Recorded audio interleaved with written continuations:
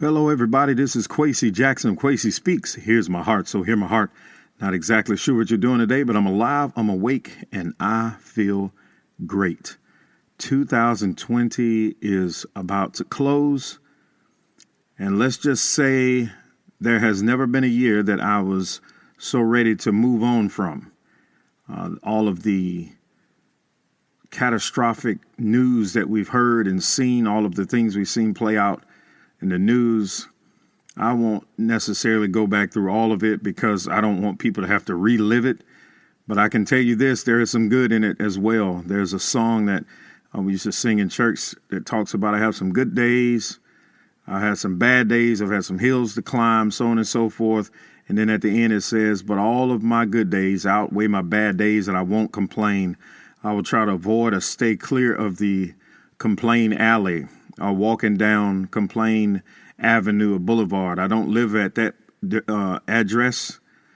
I live on a place called Love and Happiness, if that's a such thing. But yeah, I haven't been on in some time, had a lot of transition and things going on in my life, not necessarily bad, but I picked up, but maintaining a positive attitude and then going hard after the things that you're trying to do. Like, for example, this year coaching meant something different. The middle school team where I coach or assist won another title. And then going into the wrestling season, all of this while simultaneously battling pandemic or fighting the virus, COVID. And so it was a lot. It has been very different, very challenging to have a mask on all the time.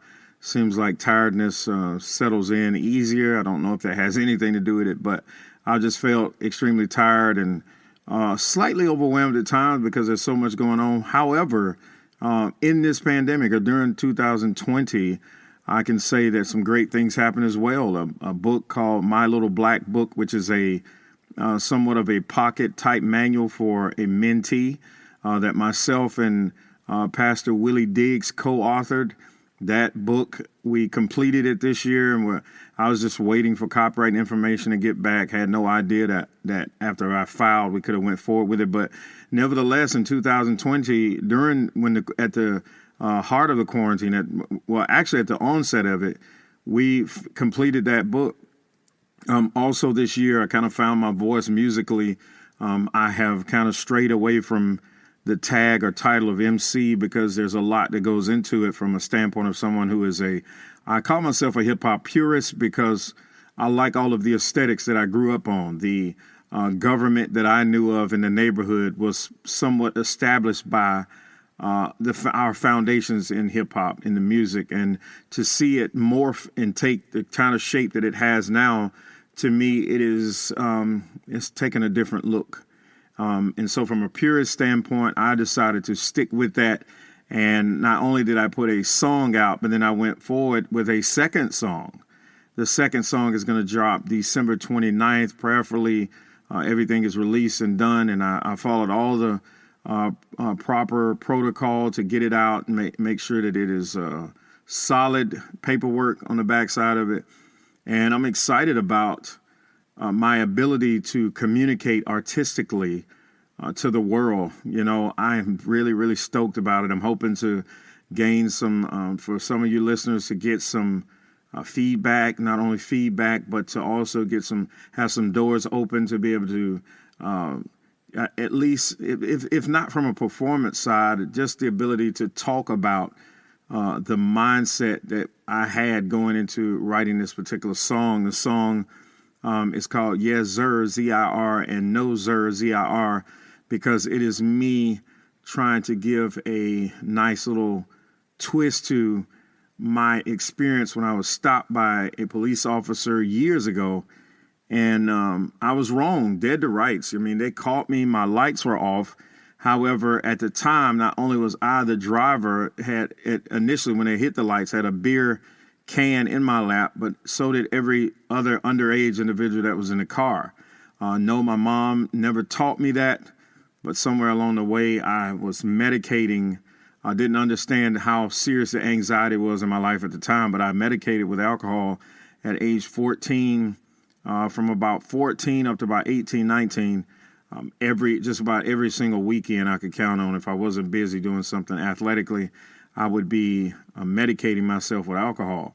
It's just a confessional, because and having that confessional, it lets me know where a lot of the young people are now. And I think fast forward from back when that time, how it is, things are just more accessible. Like kids have different things they're trying now with pills, and they're trying different challenges and things of that such. They have a lot going on. And as a mentor, I always wanted to create a body of work that a mentee could look back at and pull it up, and they can't say they heard me advocating violence or advocating doing something crazy in response to authority being placed on them, like by police officers and such. But I've got material that I'm going to put out that will hopefully guide them if they can simply give themselves some time to listen.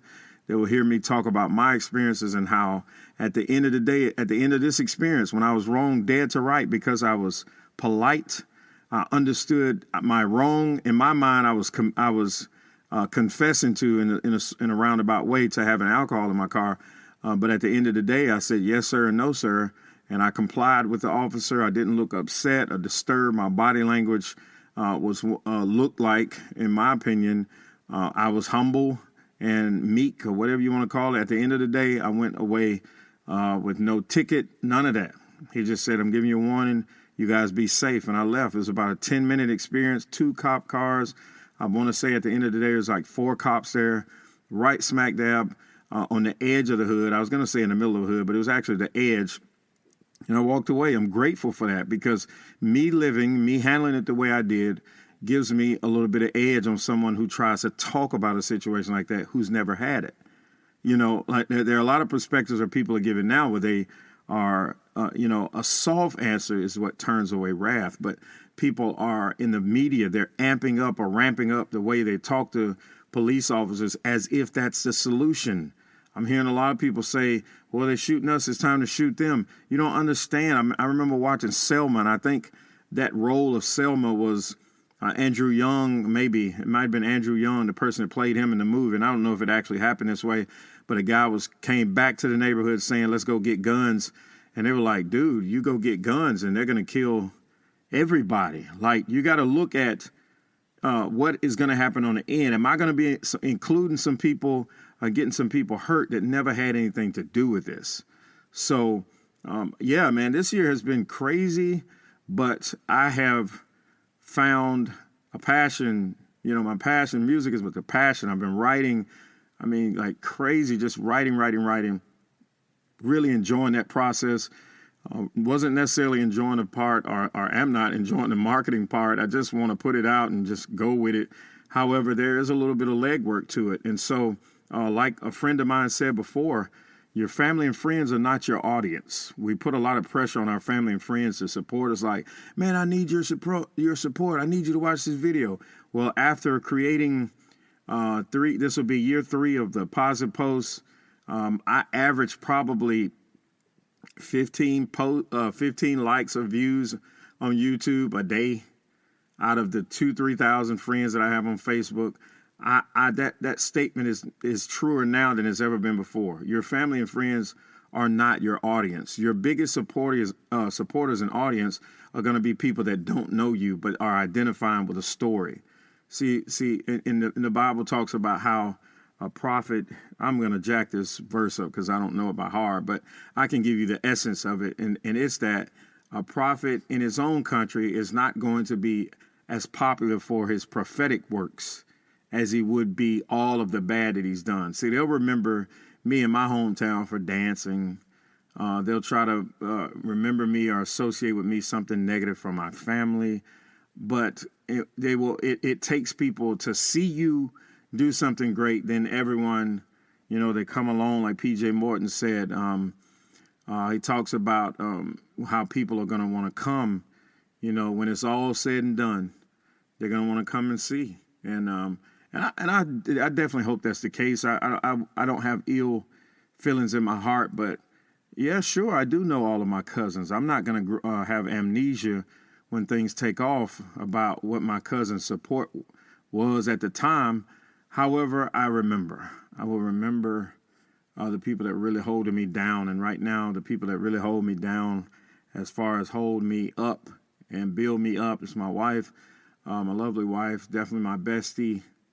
We're besties for real. Like, that's the person who I'm pretty sure that after I do something silly and she rolls her eyes as if, oh, this dude gets on my nerves, then I can make her laugh and we're over it. And we've spent a lot of time. This is 15 years we've been married. We spent 15 years getting to know each other, and I don't want to know anybody else. The grass does not look greener on the other side. As a matter of fact, I don't take long stares at the other side to see what the grass is like, because I like to think of myself like True Green, and I keep the grass green on my side. Y'all be blessed by that statement. But yeah, my wife holds me down. She keeps things in proper perspective. I could not love music more than I love my wife and kids, because my wife helps me keep things in the right perspective, you see. And that's what's important. My mom helps hold me down, and with, constant encouragement. My brother does so. My sister does so. And I love it. So we're moving forward. I'm keep striking. Again, this is a third year down, a positive post. I'm going into year 4. I'm not going to stop, because it's not, I can truly say that once I got to about year 2, year 1, it was kind of like, yeah, I'm trying to take off with the motivational speaking by using the motivational moments and catch fire like that. And people see it and go, oh man, this guy's a motivational guy. I wanted to do that. And then when it didn't take off, I was like, wow. So I went into year 2 thinking, you know what? I did 1 year. My family grew from it. Year 2, let's see. Year 2, my family grew. A harmonious living environment is our home. Our kids love being at home more than they love being in other places, because my wife, we took a house and my wife made it a home. So year 3 was just a bonus. And now year 4, everything after that second year to me is a bonus. So I'm going into year 4. Maybe some of the videoing will look different. I talked a lot about vlogging from the MC standpoint. And then my phone, something started acting up where I couldn't get the vlogging going. I know it was iMovie on my computer, on my Mac. It just was clowning. So I was like, God's time is impeccable. And when it's time for those things to drop, they will drop. I just got to do a little bit better planning this year. Again, I remember the 7 P's from my cousin David. I'm trying to give everybody respect today. Shout out David Creamer. He talked about the 7 P's. And that was proper preparation prevents piss poor performance. It reigns supreme. It's true.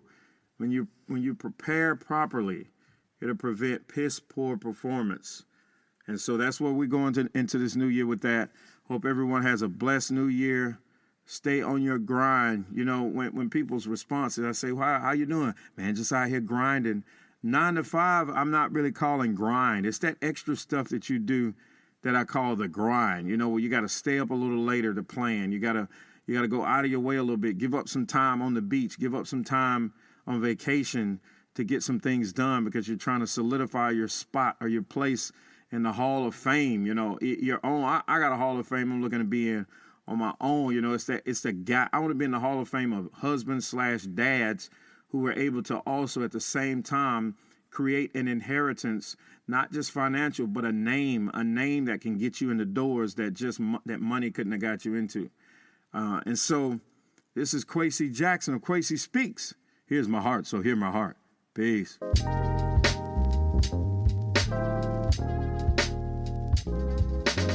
Kwesi Speaks. Kwesi Speaks.